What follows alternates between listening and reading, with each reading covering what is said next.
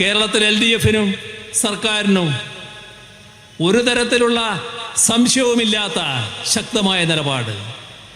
അത് നേരത്തെയുമുണ്ട്, ഇപ്പോഴുമുണ്ട്, നാളെയും ഉണ്ടാകും. ഇവിടെ പൗരത്വ നിയമ ഭേദഗതി മുസ്ലിങ്ങളെ രണ്ടാം തരം പൗരരാക്കലാണ്.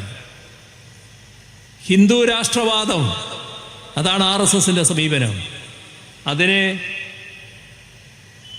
ആ അജണ്ടയുടെ ഭാഗമായാണ് ഈ നടപടികളെല്ലാം സ്വീകരിച്ചു വരുന്നത്. ഇവിടെ ഒരു കാര്യം കൂടി നാം ഓർക്കണം. ഇത് 2024, അടുത്ത വർഷം 2025. ആ 2025-ന് RSSനെ സംബന്ധിച്ചിടത്തോളം വളരെ പ്രാധാന്യമുണ്ട്. RSS ജന്മം കൊണ്ടിട്ട് 100 വർഷം തികയുന്നു.